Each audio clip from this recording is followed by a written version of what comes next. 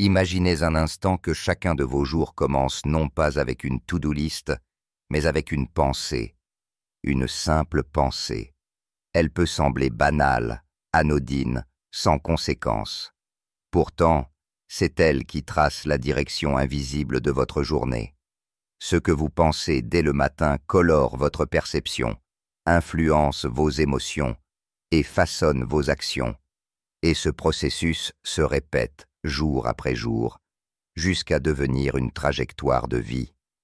Depuis l'aube de l'humanité, les philosophes, les sages et même les scientifiques modernes se rejoignent sur une même vérité.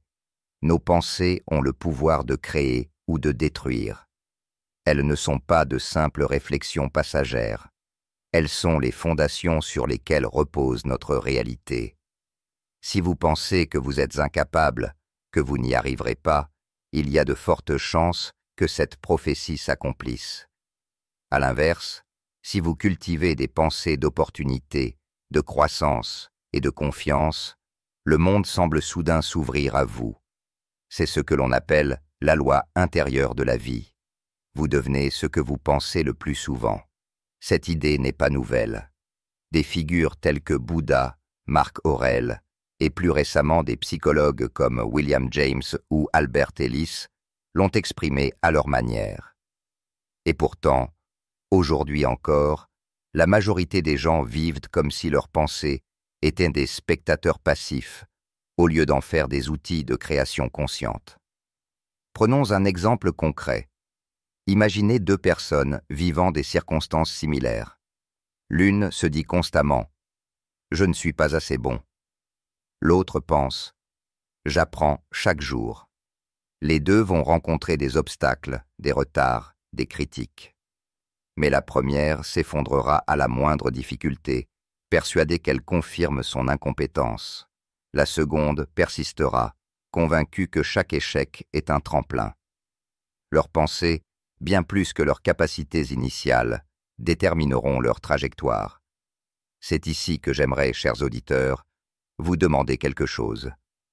Si vous appréciez cette réflexion et si vous souhaitez continuer à nourrir votre esprit avec des contenus profonds et enrichissants, je vous invite, avec toute bienveillance, à vous abonner à cette chaîne Bibliothèque Audio.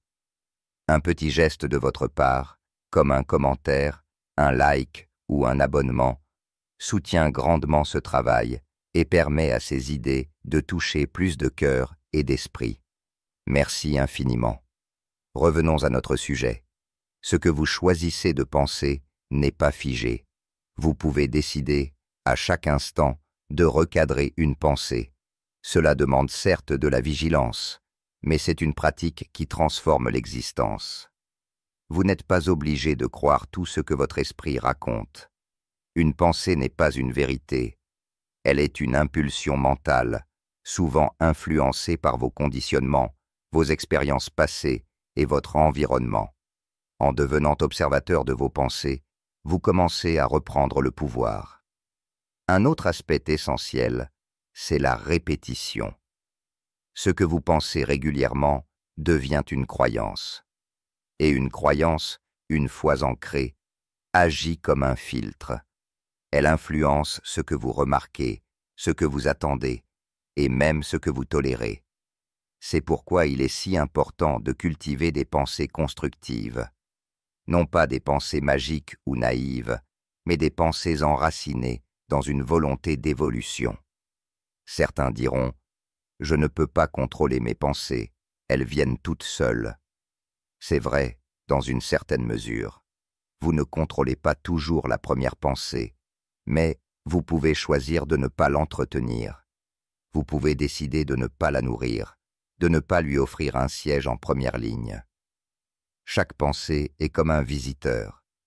Vous ne pouvez pas empêcher quelqu'un de frapper à votre porte, mais vous décidez s'il entre, s'il s'assoit et s'il reste dormir. À travers cette conscience, une liberté nouvelle émerge.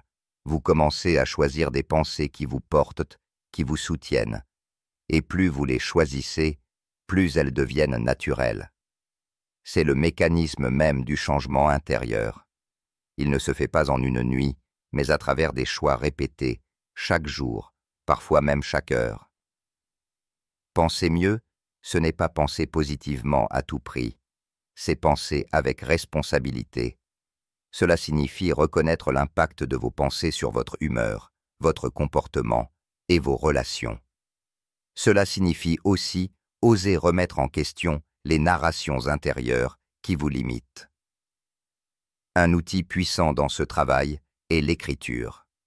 Prendre un moment chaque jour pour noter ses pensées dominantes, ses peurs récurrentes ou ses espoirs naissants permet de créer une distance. Ce simple acte d'écriture transforme une pensée diffuse en un objet visible. Et ce qui est visible peut être analysé, transformé, dépassé. Il ne s'agit pas ici de prôner la perfection mentale. Chacun de nous aura des pensées de doute, de colère, de tristesse. Le but n'est pas de les éliminer, mais de ne pas s'y attacher, de ne pas leur donner le micro permanent dans le théâtre de votre esprit. Apprendre à les observer sans les suivre, voilà une clé précieuse. Avec le temps, ce travail porte ses fruits. Vous devenez plus stable émotionnellement, moins réactif, plus aligné.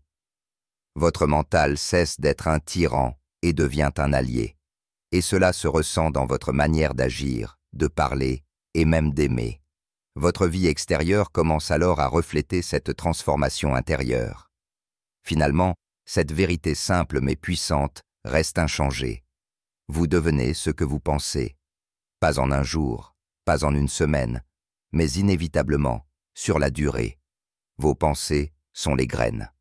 Vos émotions, l'eau. Vos actions, le soleil. Et votre vie, le jardin que cela fait fleurir.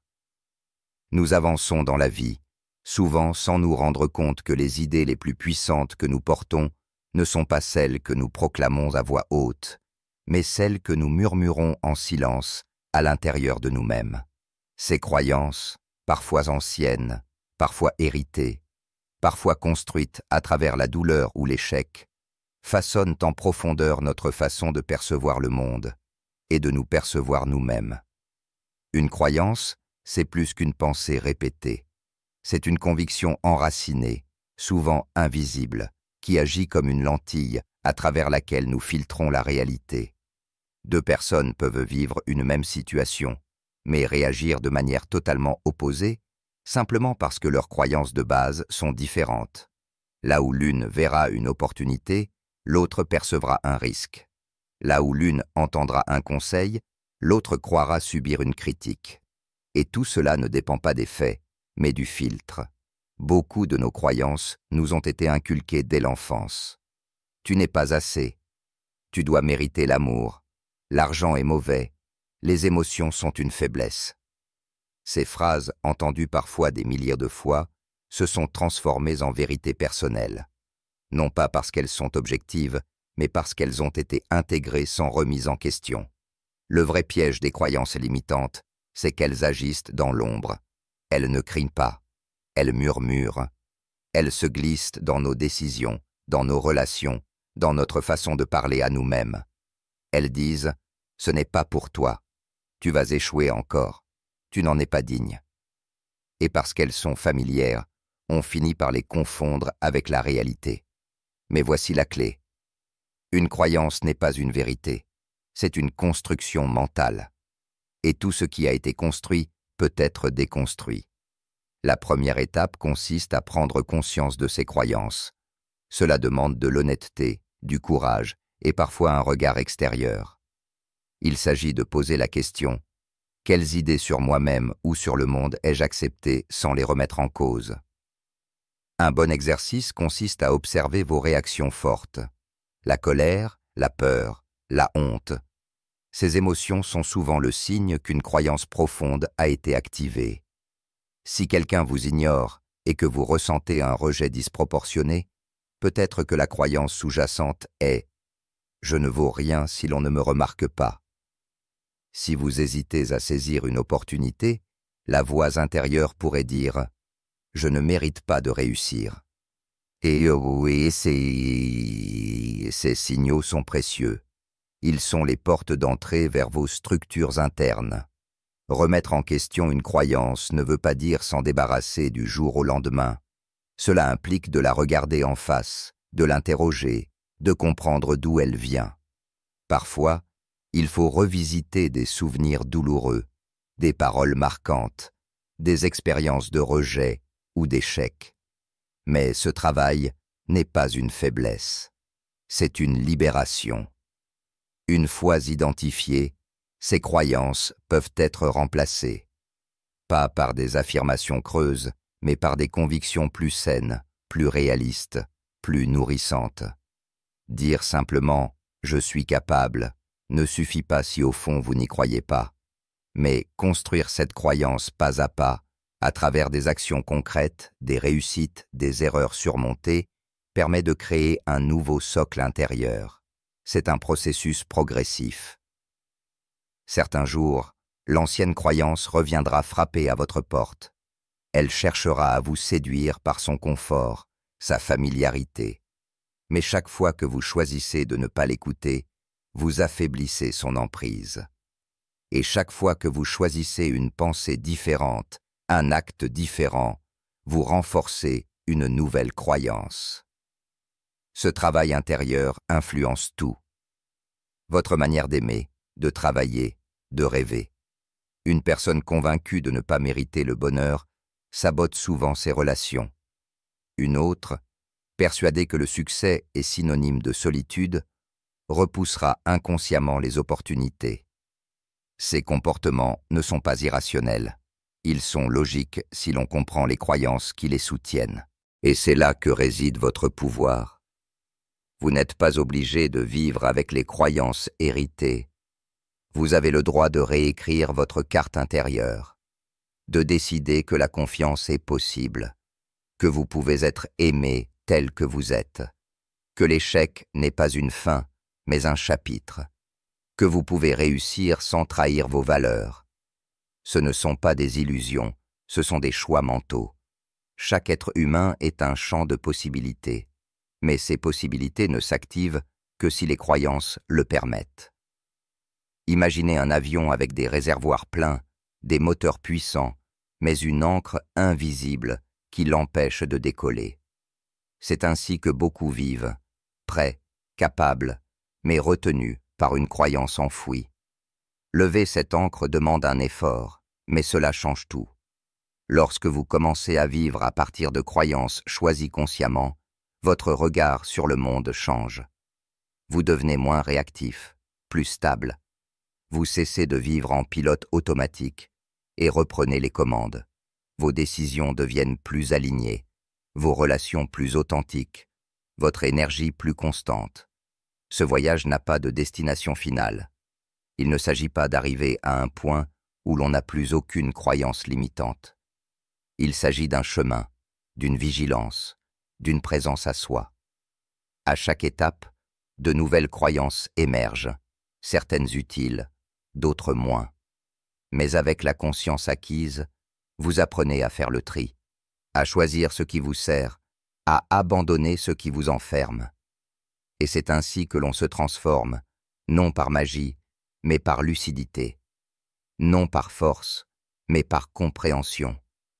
En reconnaissant que ce que vous croyez façonne ce que vous vivez, vous reprenez un pouvoir que beaucoup ignorent posséder. La plupart des gens sous-estiment l'influence de leur environnement mental. Ils pensent que leur état d'esprit dépend uniquement de leurs choix individuels, sans prendre en compte les graines invisibles que sème leur entourage, leur espace quotidien, ou même les contenus qu'ils consomment.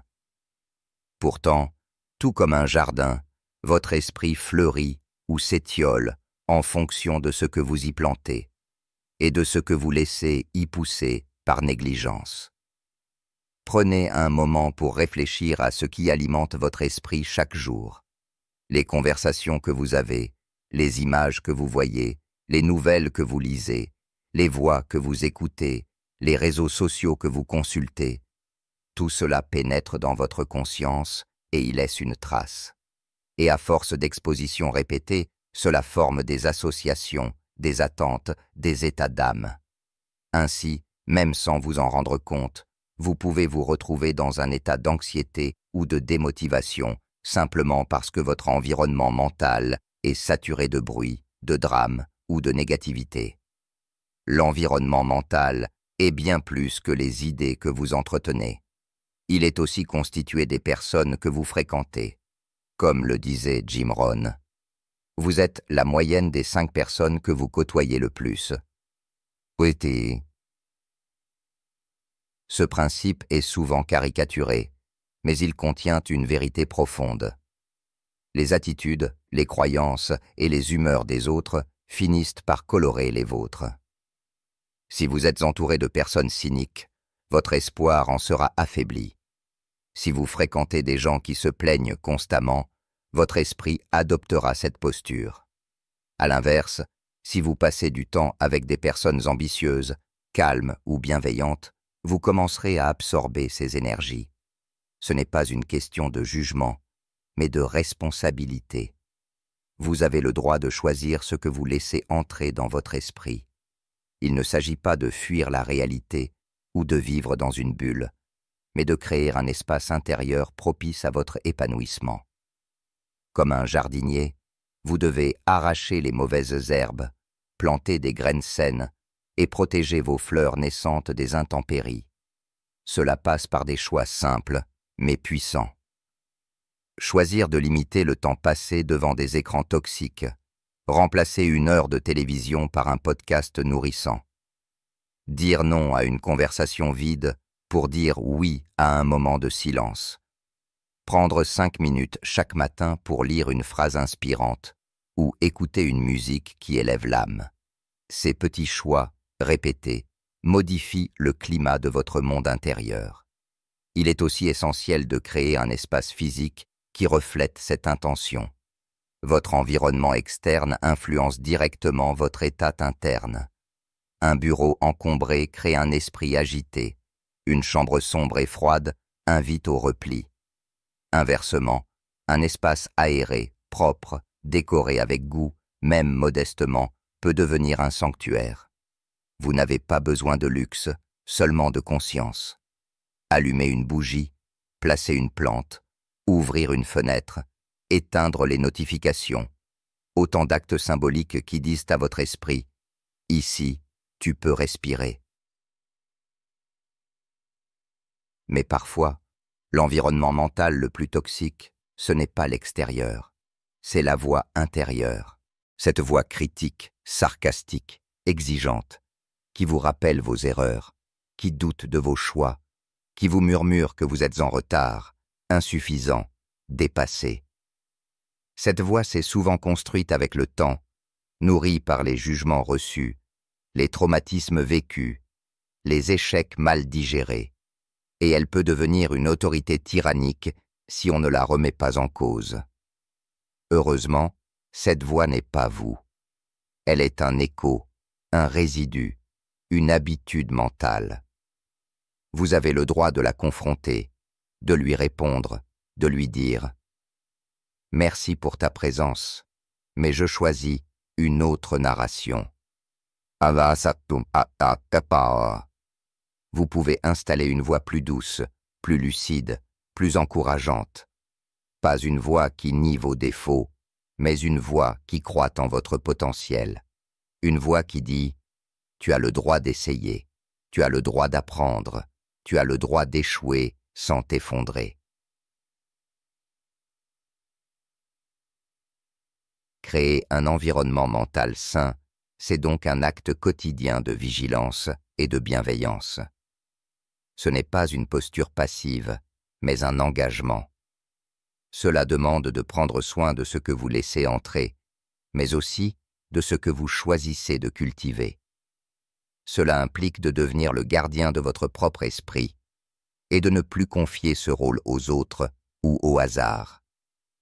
Et surtout, cela demande de la patience.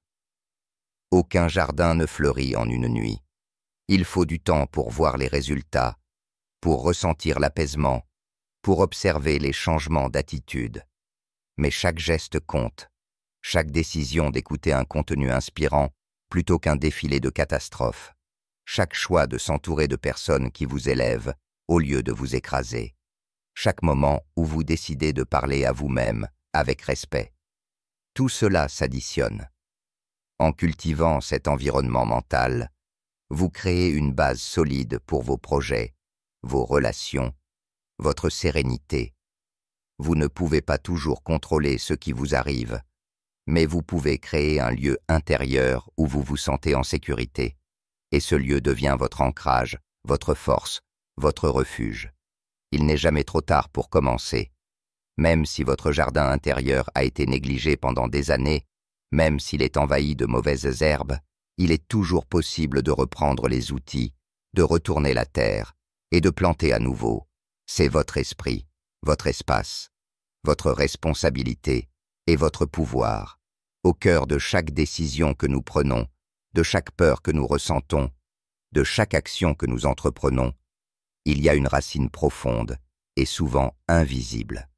Notre identité.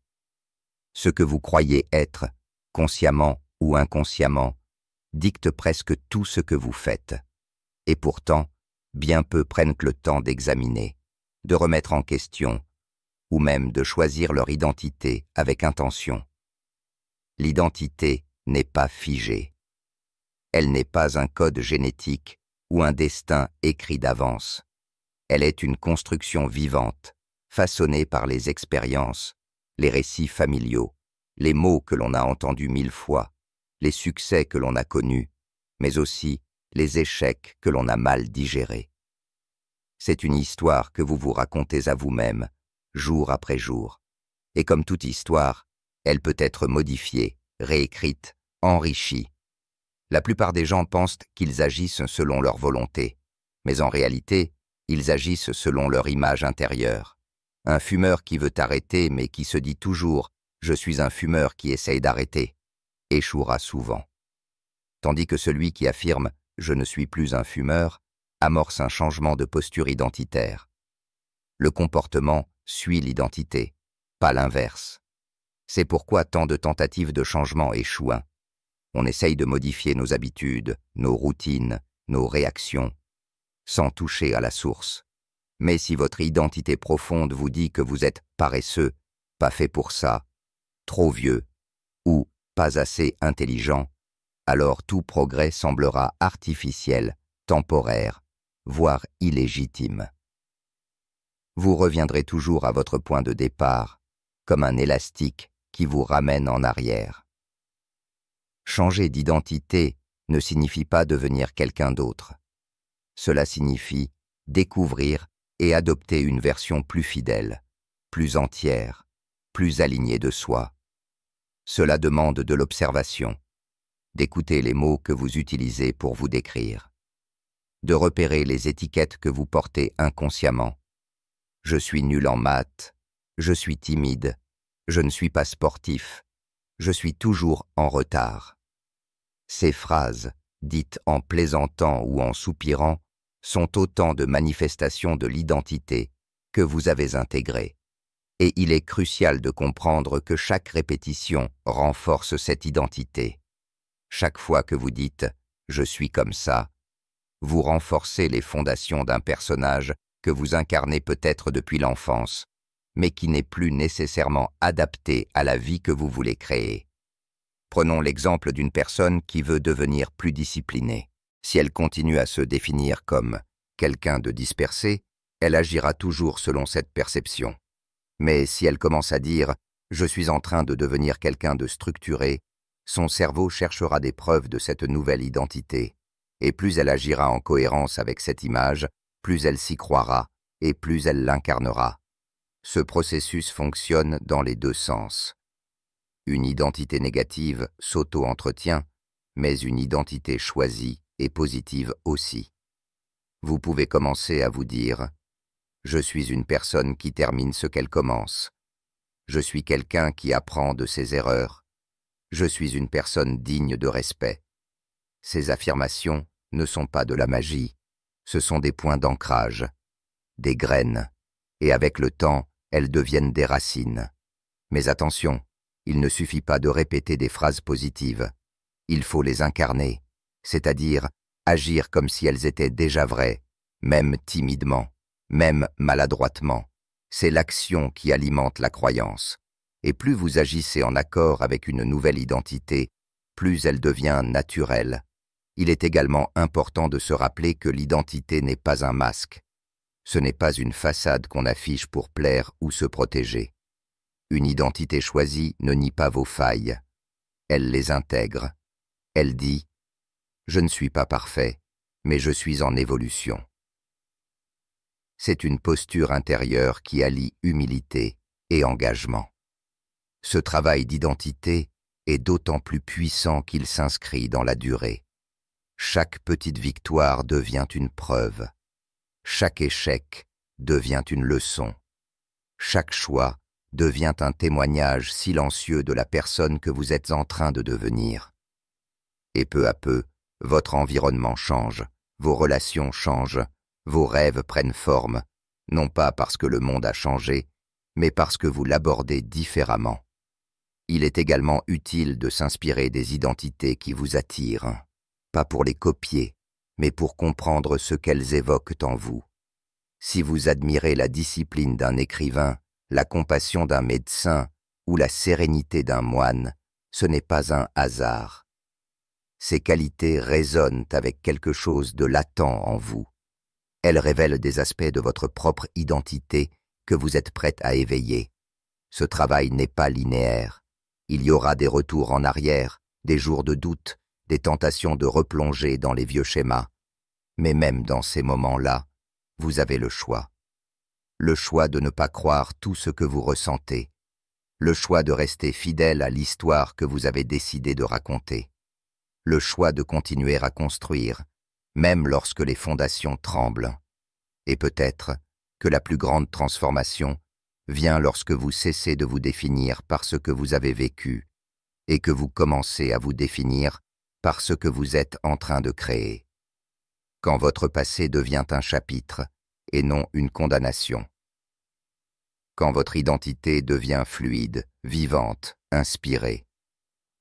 En fin de compte, vous êtes l'auteur de votre propre personnage, et chaque jour est une page blanche. La question n'est donc pas « Qui suis-je ?», mais plutôt « Qui ai-je décidé d'être aujourd'hui ?»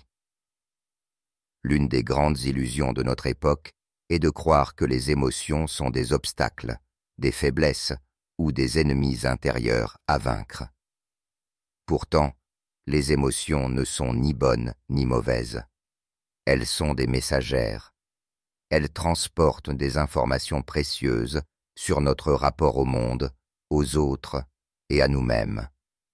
Apprendre à vivre avec elles, sans les fuir ni s'y perdre, est l'un des fondements d'une vie équilibrée. La colère, par exemple, n'est pas en soi un problème. Elle indique souvent qu'une frontière a été franchie, qu'une injustice a été perçue ou qu'un besoin profond a été ignoré. La tristesse, elle, peut signaler une perte, un attachement, une fatigue de l'âme. Même la peur, que tant de gens cherchent à éliminer, a sa place. Elle nous alerte, nous protège, nous prépare. Le vrai défi n'est donc pas de ne plus ressentir, mais de ressentir autrement. Trop souvent, nous avons appris à refouler nos émotions. On nous a dit de ravaler nos larmes, de rester fort, de ne pas faire de vagues. Résultat, nous avons appris à cacher, à étouffer, à maquiller. Mais une émotion réprimée ne disparaît pas, elle se transforme, en tension dans le corps, en repli dans les relations, en fatigue chronique, ou pire encore, en comportement destructeur. Ce que nous ne voulons pas ressentir, nous le répétons. À l'inverse, certaines personnes tombent dans l'autre extrême. Elles s'identifient totalement à leurs émotions. Elles deviennent leur colère, leur peur, leur tristesse.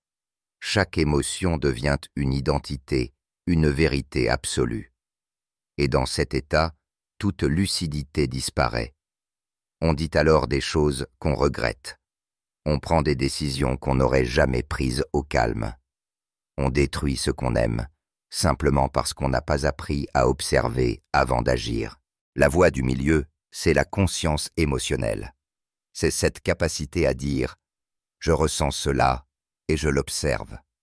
Je ne suis pas cette émotion. Elle me traverse, mais elle ne me définit pas. C'est un entraînement, une forme de présence à soi.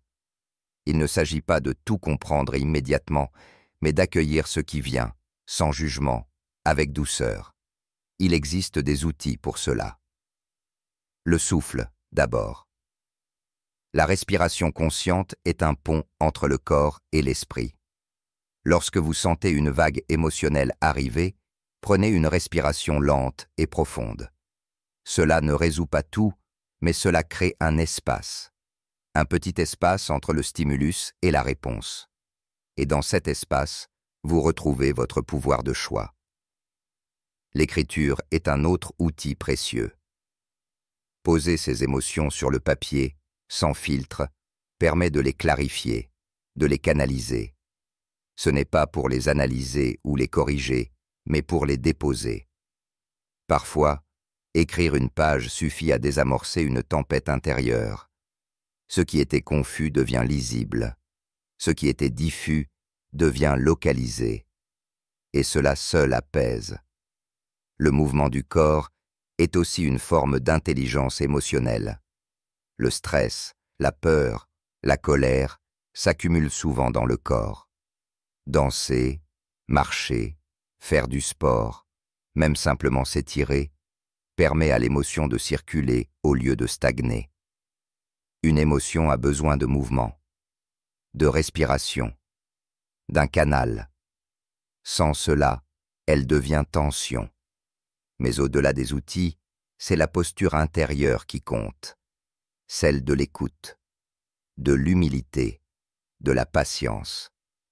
Apprendre à reconnaître une émotion, à la nommer, c'est déjà un grand pas. Là, je me sens frustré. Là, j'ai peur. Là, je me sens seul.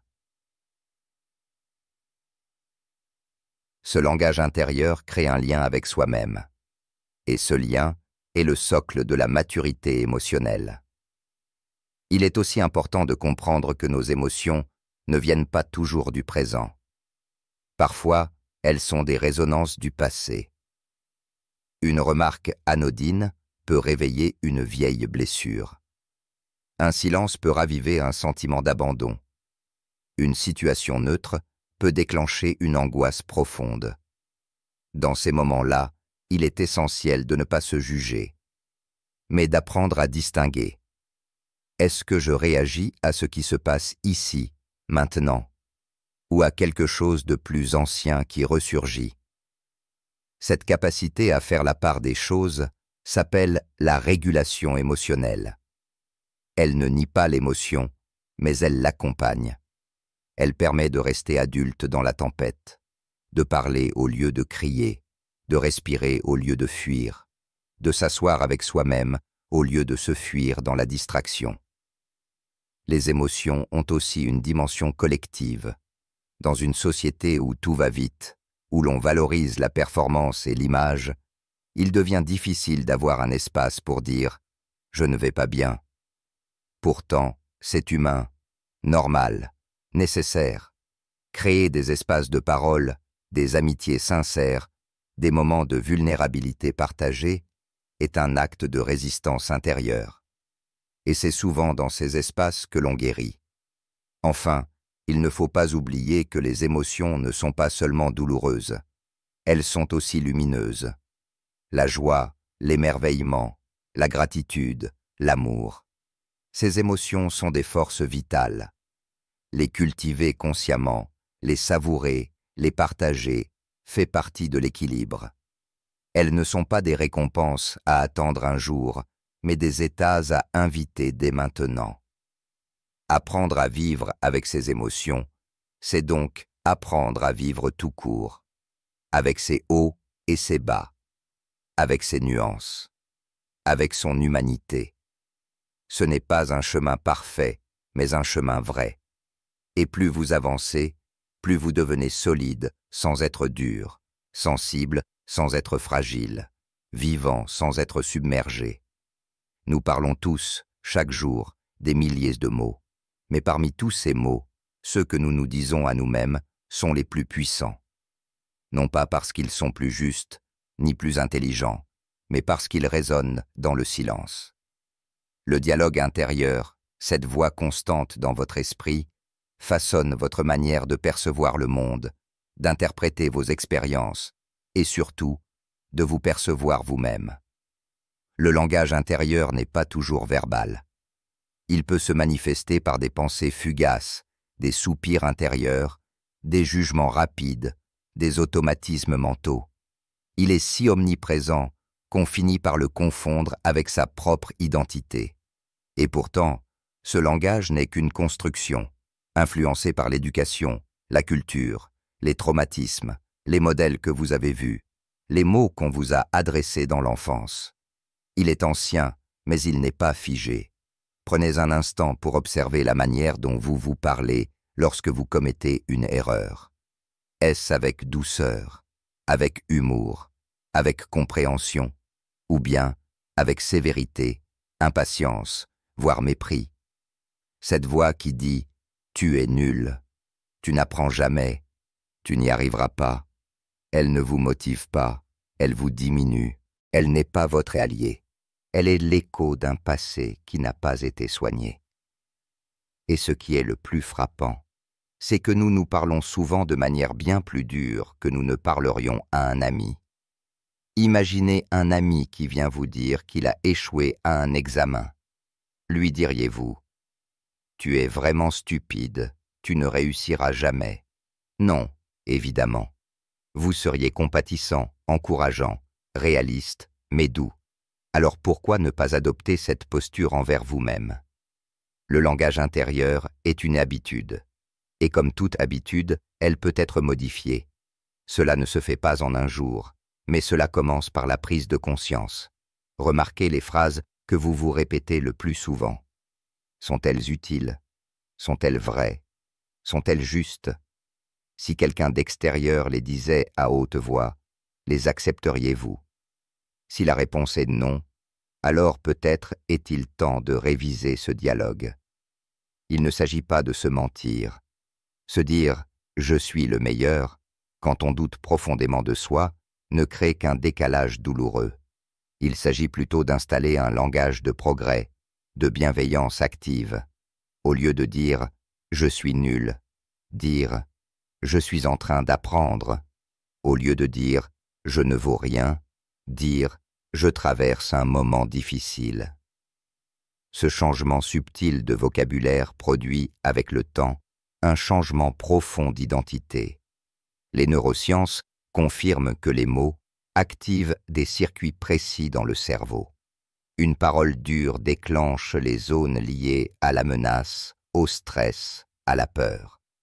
Une parole douce active les centres de régulation émotionnelle et d'empathie.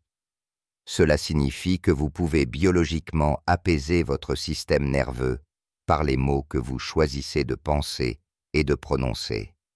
Votre esprit écoute. Votre corps aussi. Le langage intérieur influence également votre manière de faire face aux défis. Si vous entrez dans une situation difficile en vous répétant « je suis incapable », votre comportement s'adaptera à cette croyance. Vous serez hésitant, fermé, tendu. À l'inverse, si vous vous dites « je vais faire de mon mieux » ou « j'ai déjà surmonté pire », votre posture devient plus souple, plus ouverte, plus résiliente. Ce dialogue intérieur ne se limite pas à l'instant présent. Il colore aussi votre mémoire. Selon les mots que vous utilisez pour raconter un souvenir, ce souvenir prendra une teinte différente.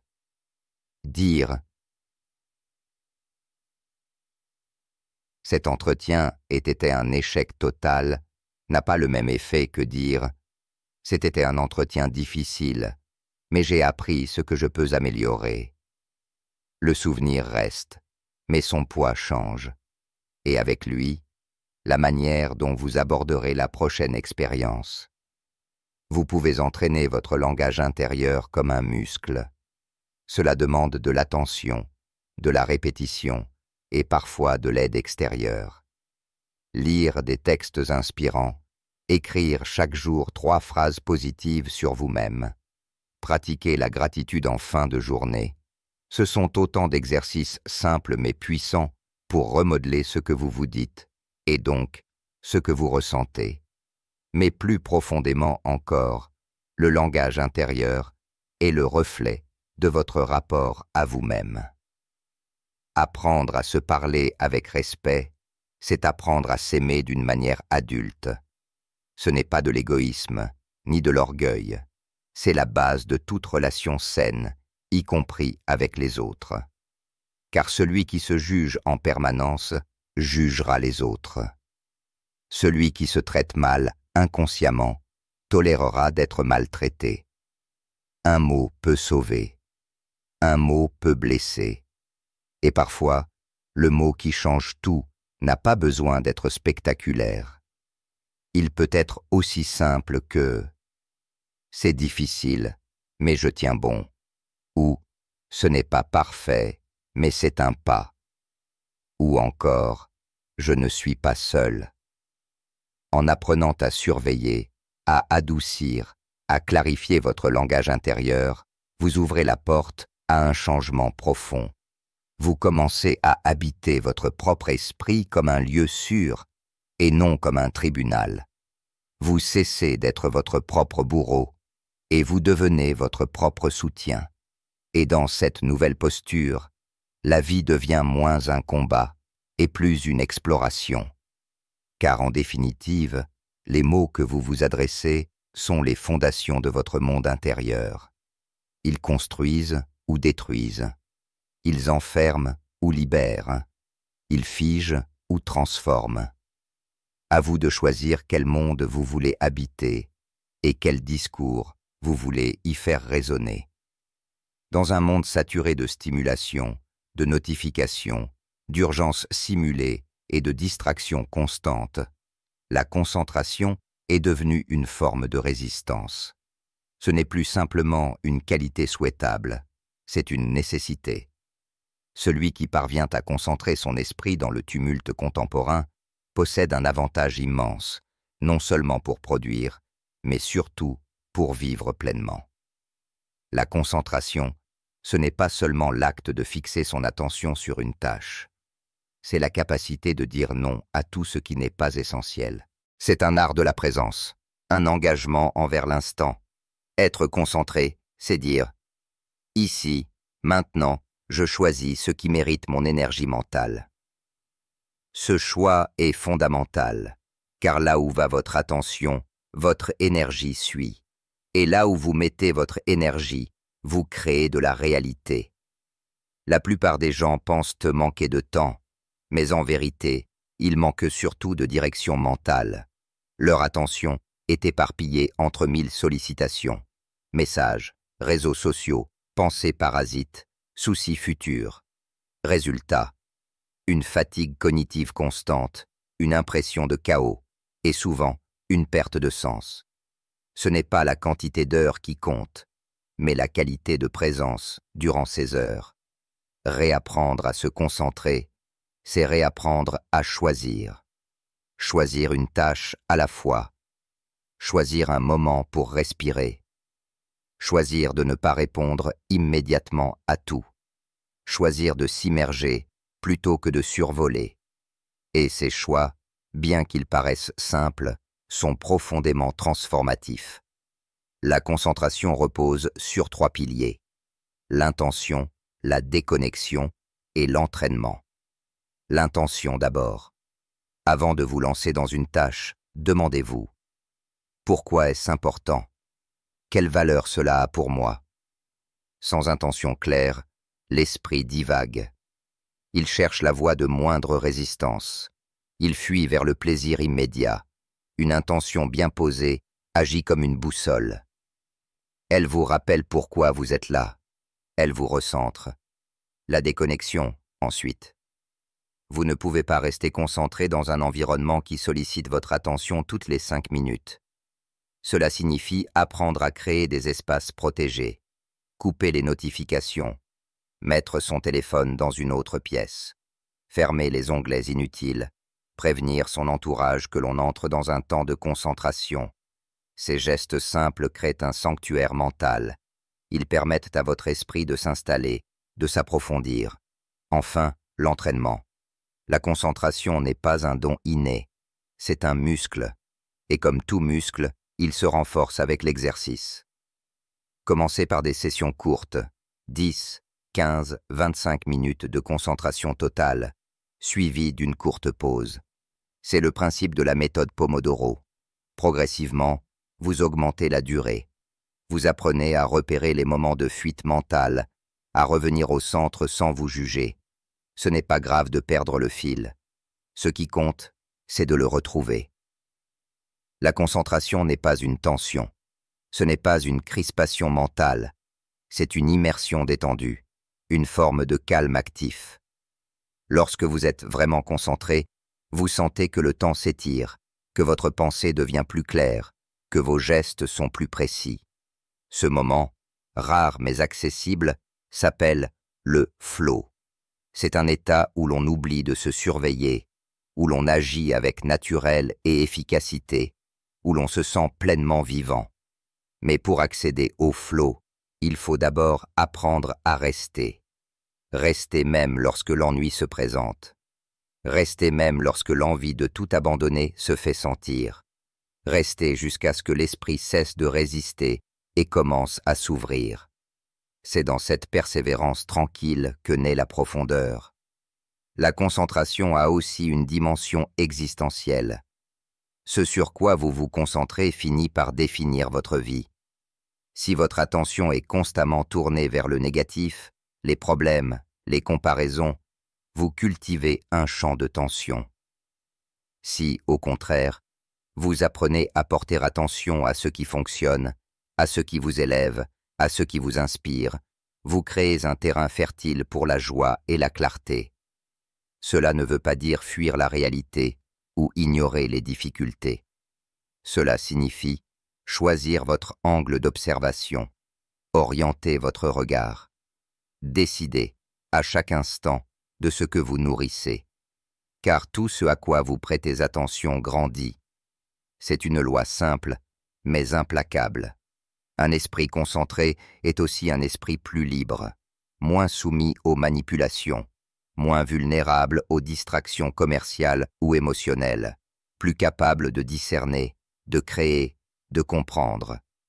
Dans une société qui cherche à capter votre attention pour la vendre, apprendre à la reprendre est un acte d'indépendance. Et plus encore, la concentration ouvre la voie à une vie plus consciente. Elle vous ramène ici, dans ce que vous êtes en train de faire, de vivre, de ressentir. Elle vous invite à habiter pleinement vos actions, au lieu de les accomplir en pilote automatique. Elle transforme la banalité en présence, la routine en rituel, le quotidien en conscience. Alors, cultiver la concentration, ce n'est pas seulement améliorer sa productivité, c'est honorer sa propre vie. C'est dire « Mon attention a de la valeur, mon temps est sacré, mon esprit mérite le calme. » Tel qu'il sait. Et dans cette déclaration silencieuse, vous posez un acte fort. Vous redevenez le gardien de votre propre esprit. Chaque être humain est une créature d'habitude. Que nous en soyons conscients ou non, la majeure partie de notre quotidien repose sur des gestes répétés, des automatismes, des schémas intégrés. Se lever à la même heure, consulter son téléphone dès le réveil, prendre un café, vérifier ses mails, répondre aux messages, procrastiner, faire du sport ou non. Tout cela est guidé par des habitudes enracinées. Et c'est précisément pour cette raison que les habitudes sont si puissantes. Elles façonnent notre réalité sans que nous ayons à y penser. Elles dirigent nos actions, orientent nos choix, influencent notre énergie. En d'autres termes, votre vie aujourd'hui est en grande partie le reflet des habitudes que vous avez adoptées, consciemment ou non, au fil du temps. Mais la bonne nouvelle, c'est que si votre vie est le fruit de vos habitudes, alors elle peut être transformée en modifiant ses fondations. Ce ne sera pas magique, ni instantané, mais ce sera durable, parce qu'une bonne habitude bien choisie, bien intégrée, devient un levier de changement silencieux mais radical. Tout commence par la prise de conscience. Quelles sont les habitudes qui vous soutiennent et lesquelles vous freinent? Il ne s'agit pas ici de tout juger ou de se blâmer, mais d'observer honnêtement. Est-ce que cette routine matinale vous met dans un bon état d'esprit? Est-ce que cette manière de gérer votre temps favorise votre sérénité? Est-ce que ce que vous consommez, nourriture, information, émotion, nourrit votre croissance ou votre confusion? Identifier les habitudes invisibles, c'est comme allumer une lampe dans une pièce sombre. Ce qui était flou devient clair. Et une fois que c'est clair, vous pouvez agir. Mais attention, vouloir tout changer d'un coup est le piège le plus courant. L'être humain résiste au changement brutal. Notre cerveau est programmé pour préférer ce qui est familier. C'est pourquoi les meilleures transformations se font petit à petit, par ajustement progressif, une habitude à la fois, un petit pas à la fois. Et c'est précisément cette régularité, plus que l'intensité, qui porte ses fruits. Prenons un exemple simple. Une personne qui décide de méditer 1 heure par jour, du jour au lendemain, risque fort d'abandonner au bout de 3 jours. Mais quelqu'un qui commence par 2 minutes chaque matin, puis 5, puis 10, ancre progressivement cette pratique dans son identité. Elle ne devient pas une obligation, mais une partie d'elle-même.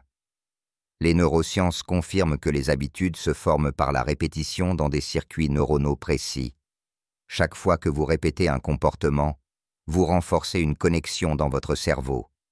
Et plus la connexion est forte, plus le comportement devient automatique. C'est pourquoi il est essentiel de rendre la nouvelle habitude facile, accessible et associée à un déclencheur clair. Par exemple, si vous voulez lire chaque jour, placez un livre sur votre oreiller chaque matin. Il vous attendra le soir, comme un rappel doux. Si vous voulez boire plus d'eau, laissez une carafe bien visible sur votre bureau. Si vous voulez marcher davantage, associez votre promenade à un moment précis, comme après le déjeuner. Ce sont ces petits rituels d'ancrage qui rendent l'habitude tenable. Il est aussi crucial de célébrer les petites victoires. Chaque fois que vous respectez votre engagement, même modeste, reconnaissez-le. Dites-vous, j'ai tenu ma parole aujourd'hui. Cela renforce votre estime de vous-même et crée un cercle vertueux. Loin de la perfection, c'est la fidélité à soi qui compte. Mais il faut également accepter les rechutes. Elles font partie du processus. Une habitude, ce n'est pas une ligne droite. C'est un chemin avec des détours. L'important, ce n'est pas de ne jamais rater une journée. C'est de ne pas rater 2 fois de suite. La reprise rapide est la clé. Chaque redémarrage est une preuve de force, non de faiblesse. Les habitudes ne sont pas neutres. Elles ont un poids émotionnel. Certaines nous apaisent, d'autres nous sabotent. Certaines nous connectent à notre corps, à nos rêves, à nos valeurs. D'autres nous en éloignent. C'est pourquoi il est fondamental de créer des habitudes alignées avec la personne que vous souhaitez devenir. Non pas par contrainte extérieure, mais par engagement intérieur. Imaginez votre vie comme une maison. Chaque habitude est une brique. Si vous construisez avec de bonnes briques, solides, stables, adaptées, vous bâtirez un espace sûr, paisible, inspirant. Si vous accumulez des briques fragiles, mal placées, déformées, la maison sera instable, inconfortable, stressante. Vous êtes l'architecte. Vous choisissez les matériaux, l'agencement, le rythme de la construction. Et il n'est jamais trop tard pour reconstruire.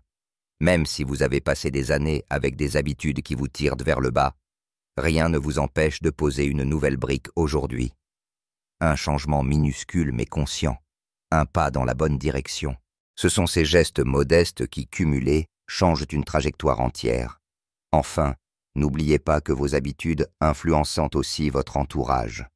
Un parent qui prend soin de sa santé inspire ses enfants. Un ami qui cultive la gratitude rayonne autour de lui. Un collègue qui gère son stress avec calme devient un modèle discret. En transformant vos habitudes, vous devenez une source de transformation silencieuse pour les autres. Votre vie est votre œuvre. Et chaque habitude en est un coup de pinceau. Vous n'avez pas besoin d'être parfait. Vous avez simplement besoin d'être intentionnel. Dans un monde où tout va vite, où les notifications s'enchaînent, où l'on s'attend à des résultats immédiats, la patience est devenue une vertu rare, presque étrange. Et pourtant, elle est l'une des forces les plus puissantes que l'on puisse cultiver. La patience n'est pas de la passivité.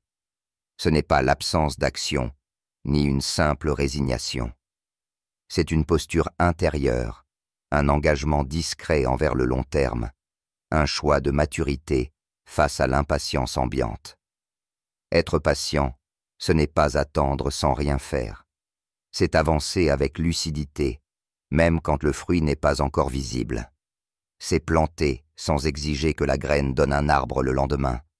C'est construire en sachant que la solidité prend du temps. Dans une société obsédée par l'instantané, la patience devient une forme de sagesse, un acte de rébellion douce contre l'agitation permanente. Pourquoi est-elle si difficile aujourd'hui?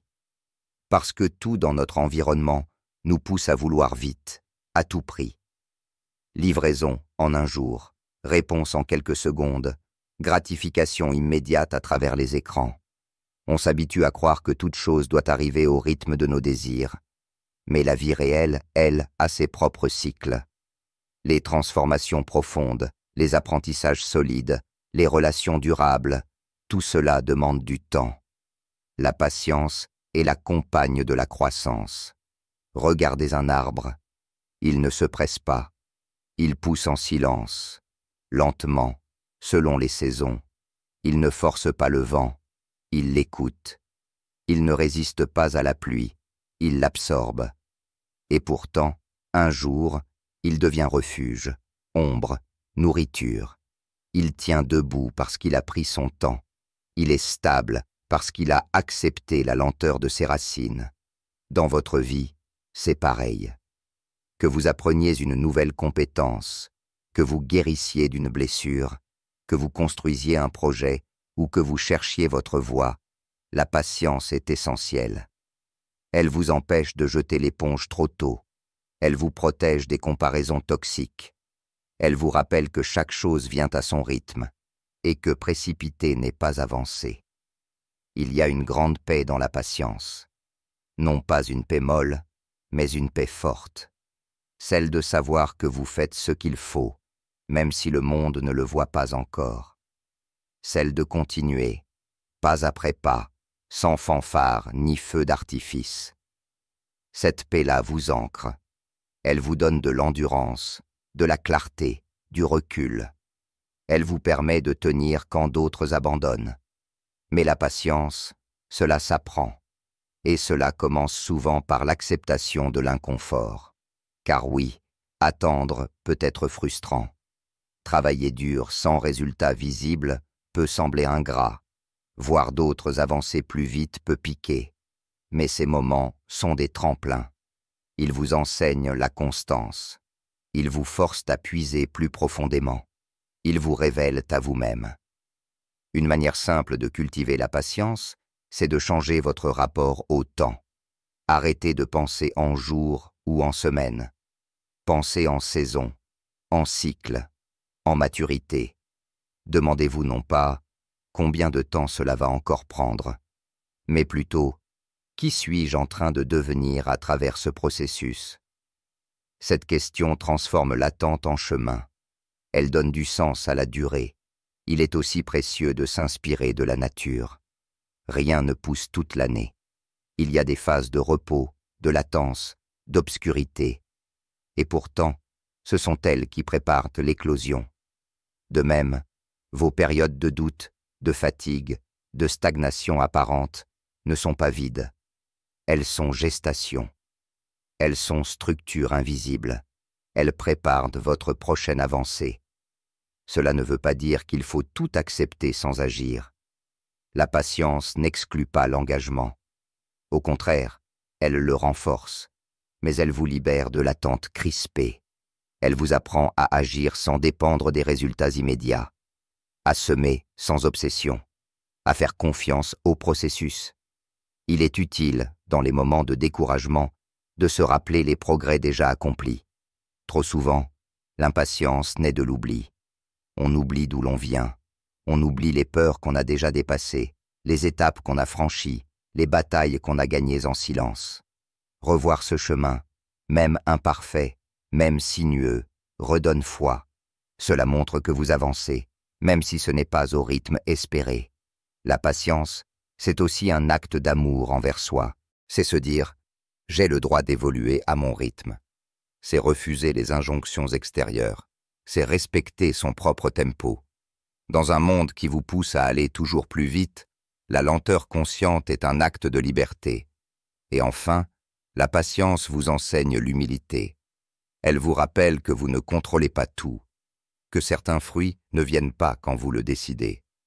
Mais elle vous enseigne aussi que la constance, la foi et l'effort sincère sont rarement vains.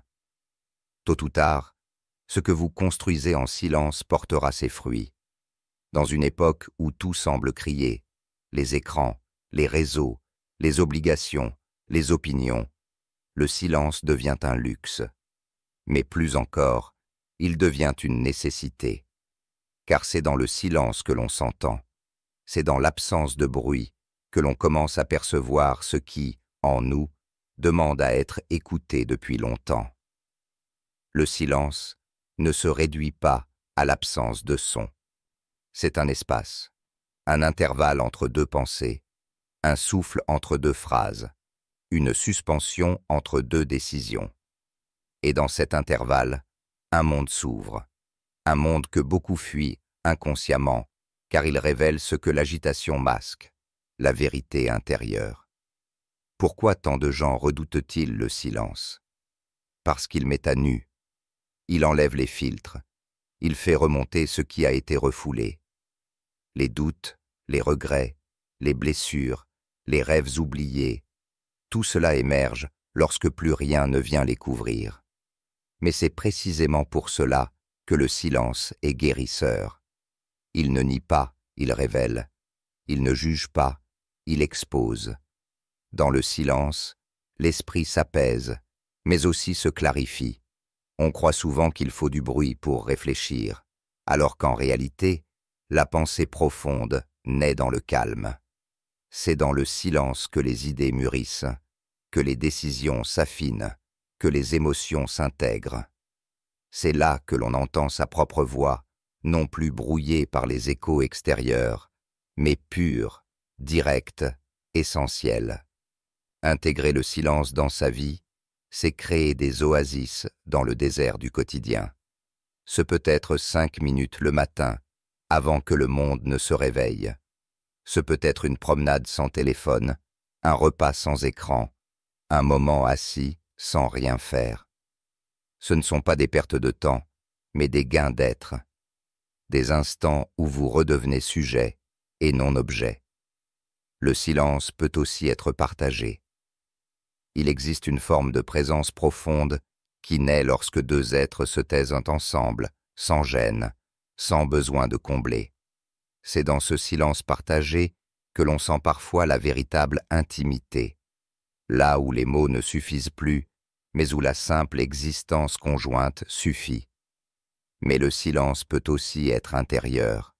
Même au milieu du bruit, même dans l'agitation, vous pouvez cultiver une île de calme en vous. Cela demande de l'attention, de la pratique, mais c'est possible. Ce silence intérieur est une forme de stabilité.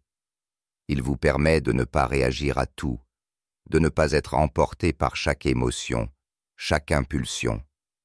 C'est une ancre. Beaucoup de traditions spirituelles, qu'elles soient orientales ou occidentales, ont compris la puissance du silence. Les moines, les sages, les ermites ne se taisaient pas par isolement, mais par quête. Car dans le silence se trouve un accès à une autre forme de connaissance. une sagesse qui ne vient pas des livres, mais de l'écoute profonde. Une vérité qui ne se crie pas, mais qui se chuchote, doucement, à ceux qui savent attendre. Dans le silence, on découvre aussi l'humilité. On cesse de croire que tout doit venir de nous. On laisse place à l'intuition, à l'invisible, à l'inattendu. Le silence est un terrain d'accueil. Il ne force rien. Il permet. Et ce qu'il permet dépasse souvent nos attentes.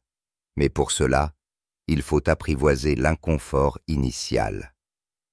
Au début, le silence peut sembler vide, étrange, presque oppressant. C'est normal. C'est la désintoxication du mental, comme quelqu'un qui retire un casque après l'avoir porté des années. Le bruit s'arrête, et le silence semble étranger. Mais peu à peu, ce silence devient familier, puis agréable, puis nécessaire. Et alors, il devient un compagnon. Vous vous surprenez à le chercher, non comme une fuite, mais comme un refuge. Vous découvrez que certaines réponses ne viennent que lorsqu'on cesse de les exiger, que certaines blessures ne se pensent que dans le calme, que certaines idées ne naissent que dans l'espace qu'offre l'absence de distraction. Le silence vous reconnecte. À vous-même, d'abord, mais aussi au monde, car en vous taisant, vous commencez à entendre autrement. Le vent, les battements de votre cœur, le rythme de votre souffle. Vous redécouvrez la beauté simple des choses. Le réel redevient palpable, présent, vivant. Enfin, le silence vous rend libre. Il vous libère du besoin de toujours justifier, de toujours parler, de toujours prouver. Il vous apprend que votre valeur ne dépend pas du bruit que vous faites, mais de la qualité de votre présence. Que l'essentiel ne crie pas, qu'il suffit d'être. Dans une époque saturée de vacarme, choisir le silence est un acte de puissance tranquille. Il ne s'impose pas, il s'offre. Et celui qui sait le recevoir découvre, derrière l'agitation du monde, une paix ancienne, une clarté oubliée, une vérité simple. Tout ce que vous cherchez à l'extérieur existe déjà, en germe, dans le silence de votre propre être. Dans la quête de transformation, il existe un principe fondamental, souvent ignoré parce qu'il est exigeant. La responsabilité personnelle. Non pas la culpabilité, ni l'autoflagellation, mais cette posture intérieure qui dit calmement « Je choisis de reprendre les rênes de ma vie ». La responsabilité personnelle, c'est la capacité de reconnaître que, même si nous ne contrôlons pas tout ce qui nous arrive, nous avons toujours le choix de notre réponse. C'est admettre que notre manière de voir, d'agir, de ressentir, de nous raconter l'histoire des événements, nous appartient. Et cette simple prise de conscience change tout. Tant que nous rejetons la faute sur l'extérieur, les autres, les circonstances, la société, notre passé, nous restons prisonniers. Prisonniers de ce qui ne dépend pas de nous. Prisonniers d'un récit où nous sommes victimes, spectateurs, impuissants. Cela peut sembler confortable à court terme, mais à long terme, cela nous prive de notre pouvoir créateur. Assumer la responsabilité, c'est se tenir debout, même quand c'est inconfortable. C'est dire « ce n'est peut-être pas de ma faute, mais c'est à moi de décider quoi faire maintenant ». C'est choisir l'action plutôt que la plainte, l'engagement plutôt que la résignation, la conscience plutôt que l'automatisme. Il ne s'agit pas de tout porter seul. La responsabilité ne signifie pas solitude, elle signifie autonomie. Elle signifie que vous devenez acteur de votre trajectoire, sans attendre que le monde s'aligne parfaitement pour bouger. C'est une manière de dire oui à votre propre potentiel, même si les conditions ne sont pas idéales. Beaucoup de gens confondent responsabilité et perfection. Ils croient que prendre ses responsabilités, c'est ne jamais échouer, ne jamais douter, ne jamais tomber. C'est faux. Prendre ses responsabilités, c'est aussi savoir reconnaître ses erreurs, ses limites, ses zones d'ombre. C'est oser dire « là, je me suis trompé, là, je n'ai pas agi avec justesse ». Non pour se punir, mais pour apprendre, pour grandir, pour ne pas répéter. Cette posture de responsabilité transforme les relations. Au lieu d'accuser, on exprime. Au lieu d'attendre, on propose. Au lieu de reprocher, on communique. Cela demande du courage, car cela expose. Mais c'est aussi une libération. On cesse d'être dépendant des réactions des autres. On retrouve de la clarté, de la dignité, de la puissance intérieure. La responsabilité personnelle vous reconnecte aussi à votre pouvoir de création. Lorsque vous cessez de subir votre emploi du temps, vos émotions, vos habitudes, vous commencez à les façonner. Vous devenez l'auteur de vos journées et, petit à petit, de votre existence. Ce n'est pas un processus spectaculaire, c'est une révolution discrète qui commence souvent par une simple question. Et si cela dépendait aussi de moi? Cette question, posée avec sincérité, ouvre des portes.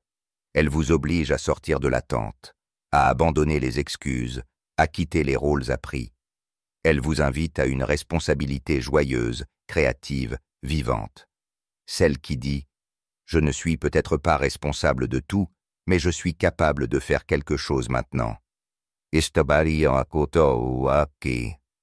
Il est important de rappeler que cette forme de responsabilité n'est pas une injonction culpabilisante. Elle n'est pas là pour rajouter du poids, mais pour alléger. Car en cessant d'accuser les autres, vous vous libérez. En arrêtant de vous raconter que tout est figé, vous ouvrez des espaces. En vous autorisant à changer, vous inspirez d'autres à faire de même. Dans ce cheminement, il est naturel de rencontrer de la résistance.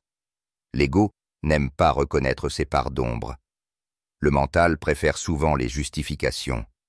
Mais plus vous pratiquez cette responsabilité consciente, plus elle devient naturelle. Et vous découvrez qu'elle ne vous éloigne pas des autres. Au contraire, elle vous rend plus clair, plus fiable, plus cohérent. Les relations deviennent plus authentiques, car basées sur l'intégrité, plutôt que sur le blâme. Un outil puissant pour cultiver cette posture est l'auto-questionnement. À chaque situation difficile, demandez-vous « Quelle part de cela ai-je créé ou toléré? Qu'est-ce que cela dit de moi? Qu'est-ce que je peux faire différemment ?» Ces questions ne visent pas à s'accuser, mais à se redonner du pouvoir. Elles permettent d'agir au lieu de subir. Il est aussi précieux de reconnaître que cette responsabilité s'applique à tout. Vos pensées, vos émotions, vos réactions, vos choix, vos non-choix. Même le silence est un message. Même l'inaction est une décision. Tout ce que vous laissez faire façonne votre vie, autant que ce que vous faites activement. C'est là que réside votre liberté, dans la capacité à choisir et à assumer vos choix. Enfin, la responsabilité personnelle est un pont vers la paix intérieure. Car lorsque vous savez que vous faites de votre mieux, que vous agissez selon vos valeurs, que vous rectifiez quand vous déviez, vous pouvez vous regarder avec respect. Vous n'avez plus besoin de contrôler l'extérieur. Vous devenez solide, enraciné, aligné. Et c'est peut-être cela, au fond, la véritable liberté. Ne plus dépendre du chaos du monde pour être en paix. Mais savoir que, quel que soit le bruit autour, vous avez toujours le pouvoir de choisir votre réponse. Toujours, à chaque instant, vous choisissez. Même lorsque vous pensez ne rien faire, vous choisissez. Choisir de rester dans une situation inconfortable, de ne pas répondre à un message, de remettre une décision à demain, de ne pas dire ce que vous ressentez, tout cela sont des choix. Et ces choix, accumulés, invisibles parfois, construisent votre réalité. Le pouvoir du choix est sans doute l'un des plus sous-estimés de notre vie. On croit que seules les grandes décisions comptent. Changer de métier, se marier, déménager, entreprendre un projet. Mais en vérité, Ce sont les micro-choix quotidiens qui forment le socle de votre avenir. Que mangez-vous aujourd'hui? À quoi consacrez-vous votre attention? Comment réagissez-vous face à une contrariété? À qui donnez-vous votre temps? Ces petits gestes sont les briques silencieuses de votre destinée. Reconnaître cela peut être vertigineux, mais c'est aussi profondément libérateur, car cela signifie que vous n'êtes jamais complètement enfermé, qu'il y a toujours, même minime, un espace de manœuvre, un intervalle entre le stimulus et la réponse, un endroit en vous où vous pouvez décider, même si ce n'est qu'un ajustement subtil. Le choix commence par la conscience. On ne peut pas choisir ce dont on n'a pas conscience. Tant que vous fonctionnez en pilote automatique, selon des schémas hérités, des réflexes conditionnés, des peurs non examinées, vous ne choisissez pas vraiment. Vous répétez, vous réagissez, vous survivez, mais vous ne créez pas. Sortir de cet automatisme demande de l'observation, prendre un pas de recul, se demander « Est-ce que cette réaction est vraiment la mienne? Est-ce que cette pensée m'appartient? Est-ce que ce comportement reflète qui je veux être ?» Ces questions, posées avec honnêteté, ouvrent des espaces insoupçonnés. Mais choisir consciemment demande du courage, car chaque choix implique une responsabilité. Chaque oui est aussi un non. Chaque décision ferme certaines portes pour en ouvrir d'autres. Et c'est souvent cette idée de perte potentielle qui paralyse. On attend d'être sûr, d'avoir toutes les garanties, mais cela n'existe pas. Choisir, c'est avancer sans certitude absolue, mais avec clarté intérieure. Le non-choix est aussi un choix. Attendre, tergiverser, différer, c'est choisir de rester, choisir de ne pas risquer, choisir de prolonger l'inconfort. Et il est important de le reconnaître sans se juger, mais avec lucidité. Car tant que vous croyez que vous n'avez pas le choix, vous vous coupez de votre puissance. Tandis que dès que vous admettez « je choisis de ne pas changer pour l'instant », vous redevenez souverain. Le choix est un muscle. Plus vous l'utilisez, plus il devient fort. Commencez petit. Choisissez consciemment vos mots, vos aliments, votre posture, votre respiration.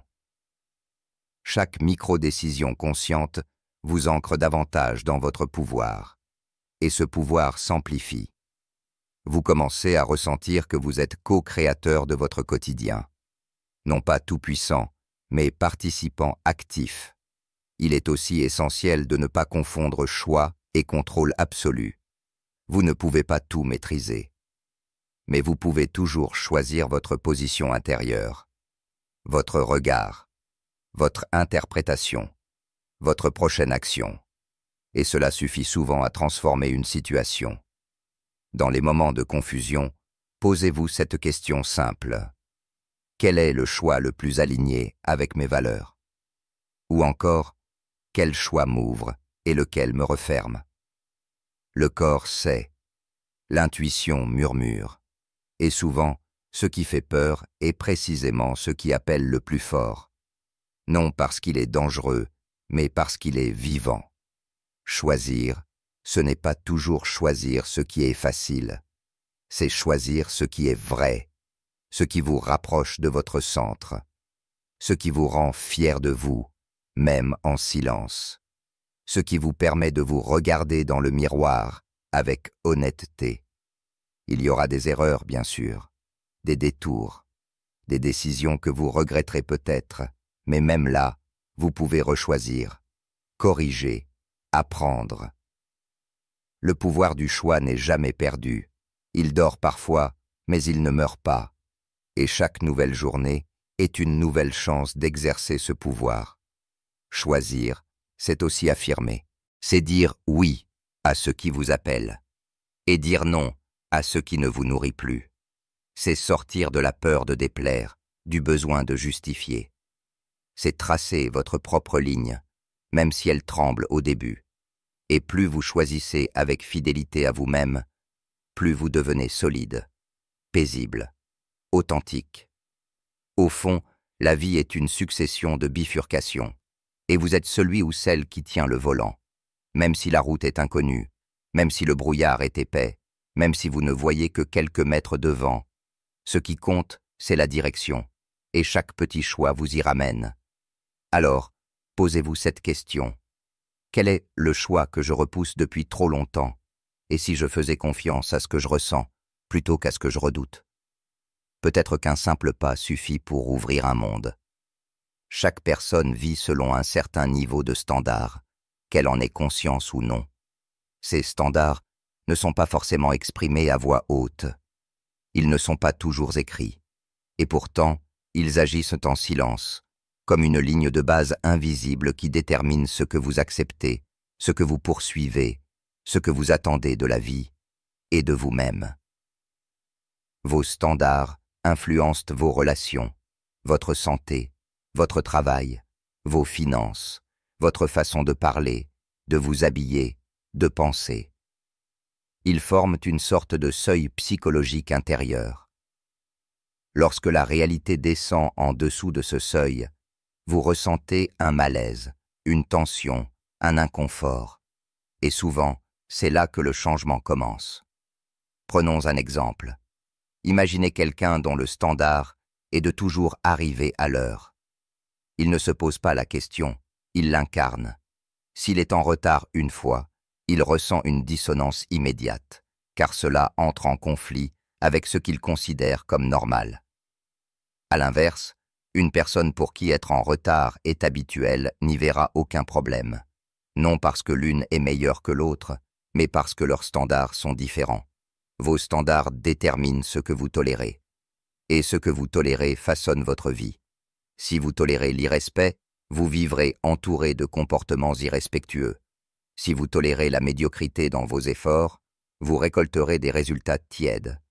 Si vous tolérez l'inaction, vous vivrez dans l'attente. C'est aussi simple et aussi brutal que cela. Mais ce n'est pas une fatalité. Vos standards ne sont pas figés. Vous pouvez les élever. Vous pouvez décider qu'à partir d'aujourd'hui, certaines choses ne seront plus acceptables, que certaines limites seront respectées, que certaines exigences, non pas vis-à-vis des autres, mais de vous-même, seront redéfinies. Élever ces standards ne veut pas dire devenir rigide, arrogant ou élitiste. Cela signifie simplement refuser ce qui vous tire vers le bas, ce qui épuise votre énergie, ce qui ne respecte pas vos valeurs. Cela veut dire construire un cadre intérieur clair qui vous soutient, vous aligne, vous porte. Cela demande du courage, bien sûr, car souvent, les standards faibles sont confortables. Ils évitent les conflits, les efforts, les confrontations.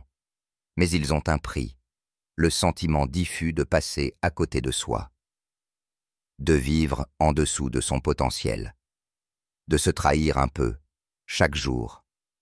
Changer ces standards commence par l'observation. Dans quel domaine avez-vous tendance à faire des compromis systématiques? Quelles promesses vous faites-vous et que vous ne tenez pas? Où laissez-vous les autres ou les circonstances définir votre niveau d'exigence? Une fois ce regard posé, il devient possible de réajuster, non pas du jour au lendemain, mais par paliers. Décidez que vous ne travaillerez plus dans le chaos, mais dans l'ordre, que vous ne direz plus oui quand votre cœur dit non, que vous ne sacrifierez plus votre repos pour plaire, que vous ne laisserez plus votre énergie être siphonnée par la distraction. Il ne s'agit pas de se transformer en robot de discipline, mais de restaurer un socle intérieur. Un point d'ancrage, un respect silencieux pour soi-même.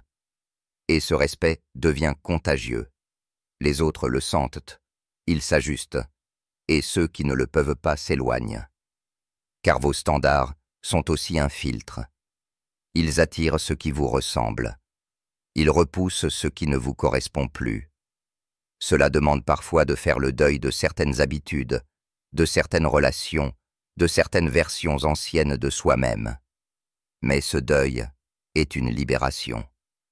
Car à mesure que vous élevez vos standards, vous élevez votre fréquence intérieure, et votre vie commence à refléter cette nouvelle vibration. Il est important ici de distinguer les standards des objectifs. Un objectif est une projection future. Un standard est une réalité quotidienne. Par exemple, votre objectif peut être de courir un marathon, mais votre standard, c'est de courir 3 fois par semaine, qu'il pleuve ou non. Et ce sont vos standards qui, à la fin, rendent vos objectifs possibles. Vos standards vous soutiennent dans les jours sans motivation. Ils vous rappellent que vous agissez non par envie du moment, mais par engagement envers ce que vous avez choisi d'incarner. Et cette fidélité silencieuse, répétée, forge le caractère. Vous pouvez aussi redéfinir vos standards dans des domaines invisibles. La qualité de vos pensées, le ton avec lequel vous vous parlez, le type d'énergie que vous autorisez autour de vous. Ces ajustements subtils produisent des changements profonds, car ce que vous exigez en interne finit par se refléter à l'extérieur. Cela ne veut pas dire être parfait, cela veut dire être cohérent, être fidèle à ce que vous savez juste, même quand c'est discret, même quand personne ne regarde. Car au fond, les standards les plus puissants sont ceux que vous appliquez dans le silence, loin des projecteurs. Ce sont eux qui sculptent de votre vie, jour après jour, geste après geste. La cohérence est une qualité silencieuse. Elle ne cherche pas à impressionner, elle n'élève pas la voix, elle ne fait pas de promesses éclatantes, mais elle agit comme une force souterraine, puissante et stable. Être cohérent, c'est faire ce que l'on dit, dire ce que l'on pense, penser ce que l'on ressent. C'est vivre en accord avec ses valeurs, même lorsque personne ne regarde. La cohérence ne s'affiche pas, elle se perçoit.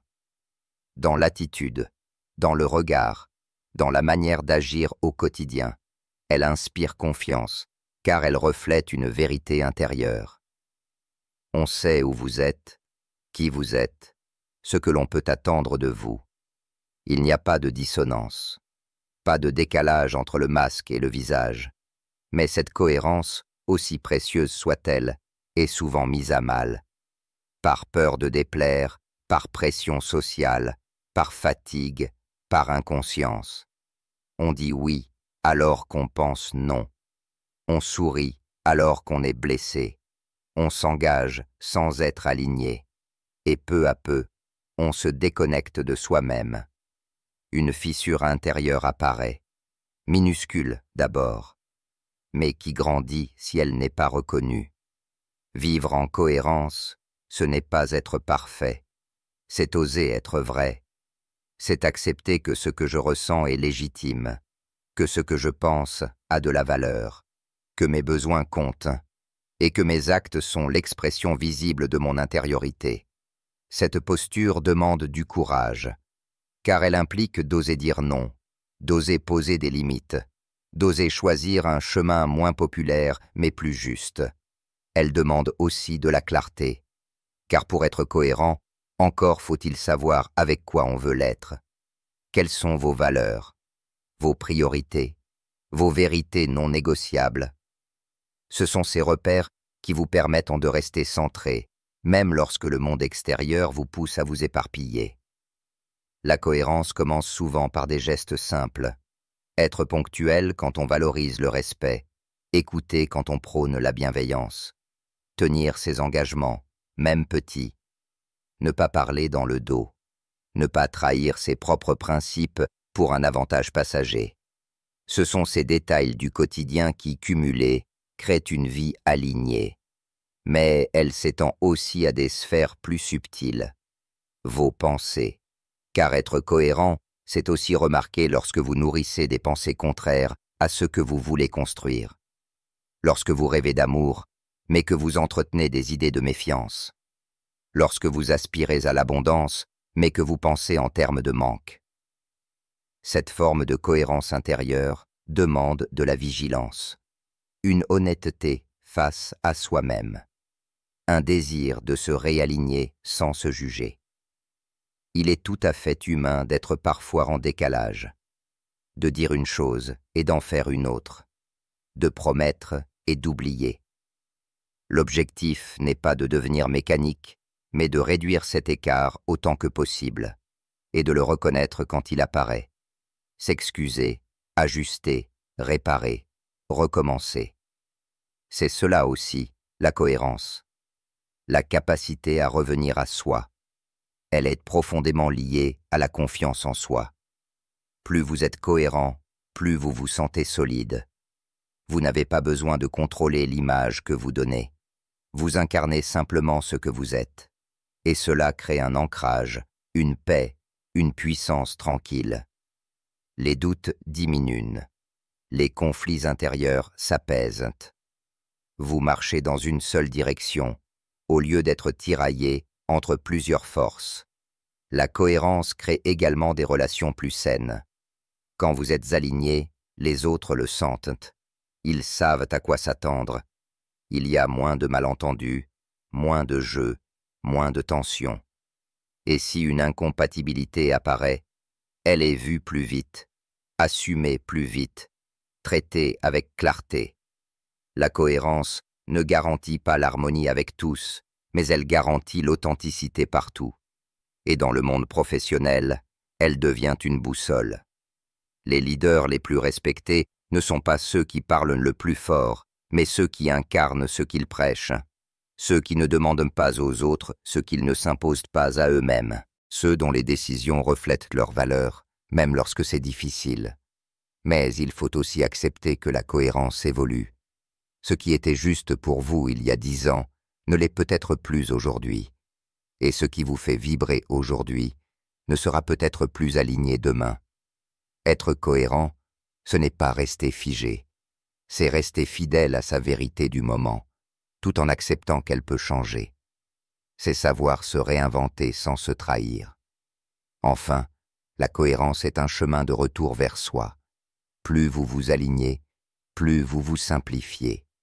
Moins de bruit, moins de conflits internes, moins de justifications. Vous gagnez en clarté, en puissance, en paix. Vous marchez droit, même sur un terrain accidenté. Et ce pas droit, ce pas juste, devient une prière silencieuse, un acte d'amour envers la vie que vous avez choisi d'incarner. Il arrive un moment dans la vie où l'on sent que ce que l'on a été jusqu'ici ne suffit plus.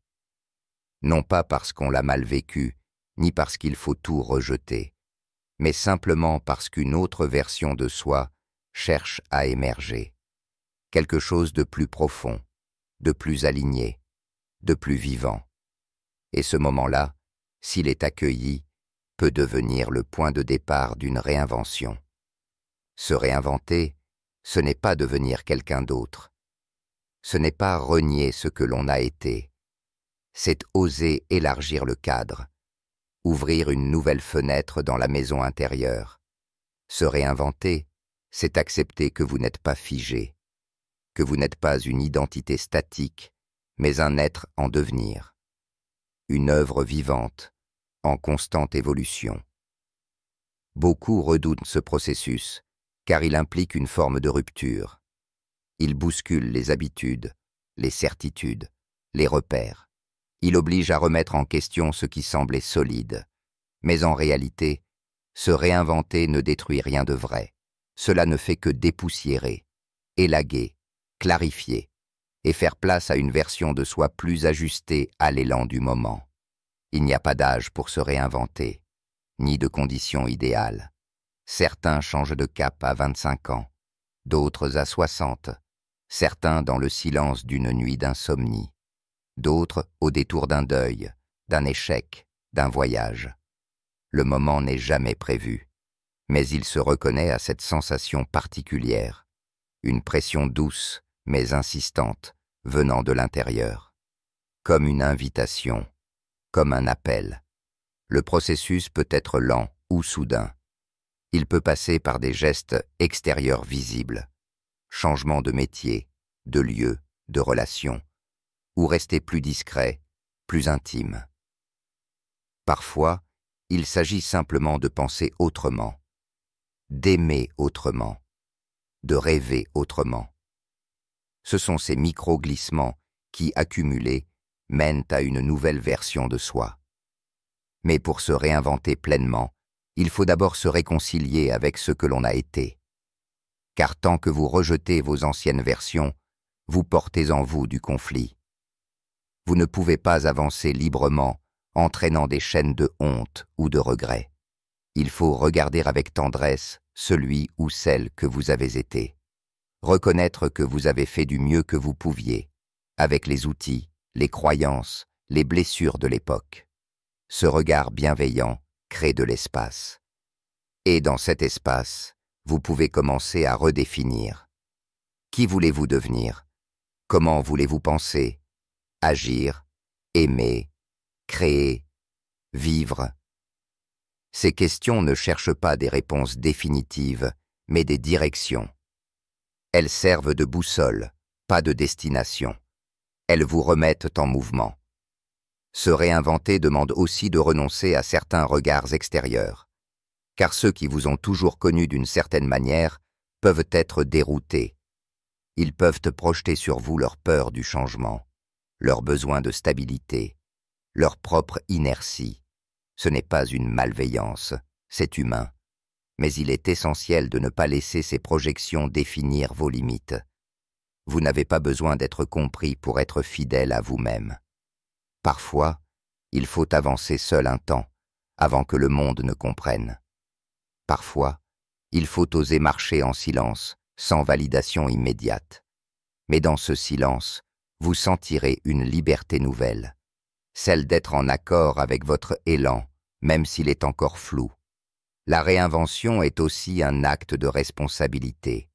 Ce n'est pas fuir, ni tout recommencer à zéro. C'est faire le tri, conserver ce qui est vivant, laisser partir ce qui est mort, et créer, morceau par morceau, une vie plus alignée. Cela peut commencer par des détails, une manière différente de commencer la journée, une conversation plus honnête, un espace redécoré, une décision reportée enfin prise.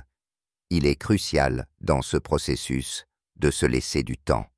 La nouvelle version de vous ne se télécharge pas en une nuit. Elle émerge, elle tâtonne, elle doute, elle explore, elle trébuche parfois, mais elle apprend. Et chaque pas, même incertain, est une victoire. Se réinventer, c'est aussi accepter de ne pas savoir, de ne pas avoir toutes les réponses, de ne pas tout maîtriser. C'est entrer dans un espace de création, d'intuition, d'inconnu. Et c'est là que l'on retrouve une forme de vitalité brute, celle que l'on ressentait enfant, quand tout était possible, quand rien n'était encore défini. Et puis, un jour, vous regardez en arrière et vous réalisez que vous avez changé. Pas brutalement, mais en profondeur. Vous parlez autrement, vous pensez autrement, vous ressentez autrement. Vous attirez d'autres personnes, vous créez autre chose, et vous savez que ce que vous avez osé traverser en valait la peine. Car au fond, se réinventer, ce n'est pas devenir meilleur, c'est devenir plus juste, plus vrai, plus vivant. C'est cesser de survivre dans une version rétrécie de soi-même et commencer à exister pleinement. Ici, maintenant, comme vous êtes et comme vous choisissez d'être.